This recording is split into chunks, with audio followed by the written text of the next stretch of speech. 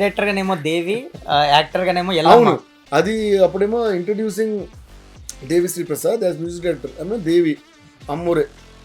మళ్ళీ ఇప్పుడు introducing Devi Sri Prasad actor అనేసి మళ్ళీ ఎల్లమ్మ మళ్ళీ Ammoru. So I feel that it is అమ్మవారి ఆశీస్సులు ఉన్నట్టున్నాయి. అమ్మవారే ఆశీస్సులో కూడా మన పేర్లోనే దేవి ఉంది. అందరూ నాతో సహా అందరూ ఎదురు చూసింది ఏంటంటే మీరు యాక్టింగ్ సైడ్ ఎప్పుడు వస్తారు, ఎప్పటి నుంచో మీ ఎనర్జీ, మీ పాటలు, మీ డాన్స్ ఆ టైంలో నుంచి చూస్తూ వచ్చాం కాబట్టి అరే దేవి గారు ఎప్పుడు చేస్తారు హీరో గారు. ఎందుకంటే ఈ థాట్ ఎందుకు వచ్చిందంటే మధ్యలో కొన్ని సినిమాలకు కూడా Yeah. దేవి గారు చేస్తున్నారు, రాజు గారు, సుకుమార్ గారు కూడా అనుకున్నారు. లైక్ 100% లవ్ కూడా ముందుగా మిమ్మల్ని Yeah. హీరోగా అనుకున్నారని విన్నాను నేను. సో అప్పటి నుంచి ఆగి ఆగి ఉన్నారు. బట్ ఫైనల్ గా ఈ గ్లిమ్స్ తో ఆన్సర్ ఇచ్చేసారు, ఎల్లమ్మ గ్లిమ్స్ తో. Finally you into acting. Thank you. దానికి కూడా అందరూ బ్లెస్సింగ్స్ అండ్ అందరూ ఎక్స్ట్రాడినరీగా లవ్ చేస్తున్నారు ఆ గ్లిమ్స్ని. అండ్ బీభత్సంగా రీచ్ వచ్చేసింది దానికి. అండ్ అన్ని విషెస్ బ్లెస్సింగ్స్. అసలు ఈ మధ్య ఎక్కడికి వెళ్ళినా అసలు ఆ ఎల్లమ్మ టాపిక్ తప్ప ఏమీ అడగట్లే అసలు. ఎల్లమ్మ చేస్తే సూపర్, అది బ్లాక్ బస్టర్ అయిపోతుంది, కంగ్రాట్స్ అని మాకు తెలుసు అని ఫస్ట్ వాళ్ళు ఫిక్స్ అయిపోయారు. అంటే ఆ లవ్ నాకు చాలా పెద్ద బ్లెస్సింగ్గా అనిపిస్తుంది. లైక్ ఇండస్ట్రీ నుంచి కూడా చాలా అయ్యో చాలా అసలు అందరూ డైరెక్టర్స్, అందరూ ఫ్రెండ్స్ అందరూ చేస్తారు. We are very happy for. అంటే మనం ఒక కొత్త పని చేయబోతున్నప్పుడు అందరూ హోల్ హార్టెడ్గా మన కోసం హ్యాపీ ఫీల్ అవుతున్నారంటే అసలు అదే సగం సక్సెస్ అన్న ఫీలింగ్. సో అలాగే I'm really so grateful that this is happening this way. Grateful to thanks to Raju garu, Dil రాజు గారు అండ్ మా డైరెక్టర్ వేణు ఎల్దండి గారు. ఎందుకంటే చాలా కథలు ఇంతకుముందు చాలా పెద్ద బ్యానర్స్ నుంచి అందరూ వినిపించారు. అది 2-3 years నుంచి. యాక్చువల్లీ కోవిడ్ తర్వాతే అసలు కొంచెం ముందే అసలు ఆ థాట్ ఇచ్చేవాడిని కాదు. కథలు చెప్పినా కూడా ఓకేని ఏదో రీజన్ చెప్పి తప్పించుకోవడమో, లేదో సరే ఆలోచించి చెప్దామని మళ్ళీ పనిలో బిజీ అయిపోవడం అలా కాదు. బట్ ఈ కోవిడ్ తర్వాత అంతా వచ్చిన ఒక 1.5-2 years నుంచి అసలు అట్లీస్ట్ ఒక థాట్, సరే నిజంగా నచ్చితే అప్పుడు చూద్దాం అన్నట్టు. అప్పుడు కొంతమంది అప్పుడు కూడా 4-5 స్టోరీస్, 4-5 పైన ఒక 6-7 స్టోరీస్ చెప్పారు. అందులో కొన్ని ఇంట్రెస్టింగ్ ఉన్నాయి, కొన్ని కంప్లీట్ చేయాలి, కొన్ని ఇంకా వర్క్ ఉంది. సో సడన్గా రాజుగారు పిలిచి, రాజుగారు కూడా ఇంతకుముందు చెప్పారు కొన్ని. సో దాని తర్వాత ఏమో సార్ ఎప్పుడైనా ఒక ఎక్స్ట్రాడినరీ కథ అనిపించి అసలు నా కోసమే రాయక్కర్లేదు మీరు కథ ఎక్స్ట్రా. దాని తర్వాత సడన్గా ఈ బాగుంటుంది వీరికి అలా అనిపిస్తే అప్పుడు చెప్పండి సార్, జెన్యున్గా అప్పుడు కథ ఉంటుంది. లేదంటే జనరల్ కొంతమంది చేసిన మన అంటే మనం గిటార్ పట్టుకున్నాం ఏదైనా అలా చేయడం తప్పలేదు. బట్ అలా చేస్తే మనకి పెద్ద జడ్జ్మెంట్ కూడా రాదు. మేబీ మీకోసం కథ రాయడం కోసం కన్నా కథలో మీరు ఫిట్ అవ్వడం. I always believe that story is the biggest asset for any film. ఒక ఎక్స్ట్రాడినరీ స్టోరీ ఉంటే అందులో ఎవరున్నా సరే అది ఫస్ట్ ఒక రేంజ్కి ఫస్ట్ బాగుంటుంది. ఫస్ట్ అందులో కొంచెం కొత్తదనం ఉండాలని కోరుకున్నాను. ప్లస్ అది కూడా ఇప్పుడు అందరూ చూసారు కదా,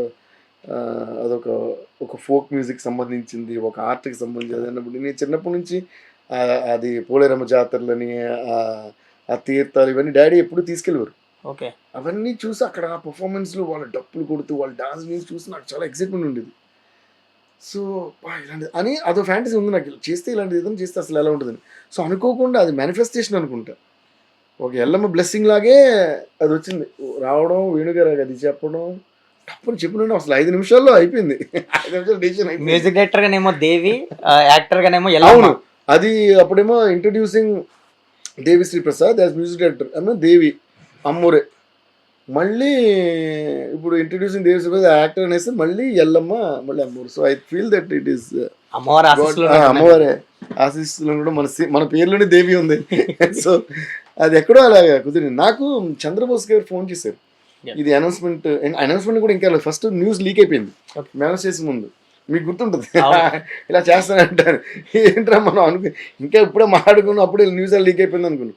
అప్పుడు ఒక 2 days తర్వాత 3 days తర్వాత అంటే నాకు సుకుమార్ గారు వాళ్ళు అందరూ ఫోన్ చేసి విష్ చేస్తారు. సుకుమార్ గారికి అయితే ఈ న్యూస్ మనం చేస్తున్నామని కన్ఫర్మ్ అయిన తర్వాత నేను ఫస్ట్ చెప్పిన వ్యక్తి కూడా సుకుమార్ గారు. నేనే ఇంకా న్యూస్ బయటికి అఫీషియల్గా అనౌన్స్ చేయకముందు సుకుమార్ గారికి నేను పర్సనల్గా చెప్పాను.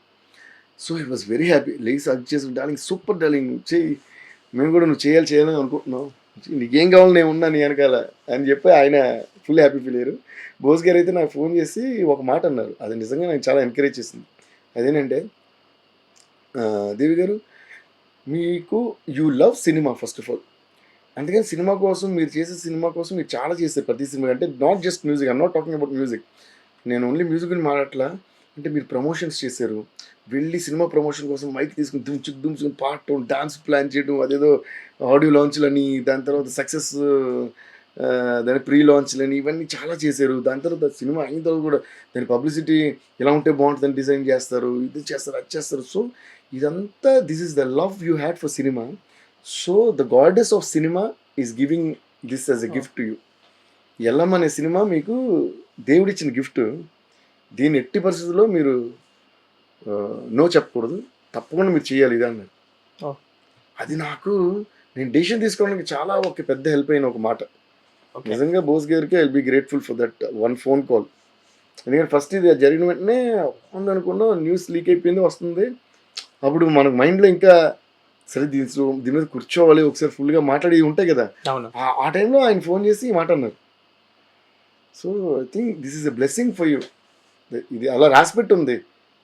అండ్ చాలామంది తర్వాత అన్నారు ఎల్లమ్మే మిమ్మల్ని చూసేసుకుంది దీనిని. సో, నాకు నిజంగా అలాగే ఎందుకంటే ఎంతోమంది ఎన్ని చెప్పినా ఇంకా దీని మీద వర్క్ చేయాలా, తర్వాత ఆలోచిద్దాం, అమ్మో ఇప్పుడు అవసరమా, తర్వాత చేద్దామా, ఇలాంటి డౌట్స్ ఒక్కొక్కసారి చూడండి మైండ్ క్లియర్‌గా ఉంటుంది.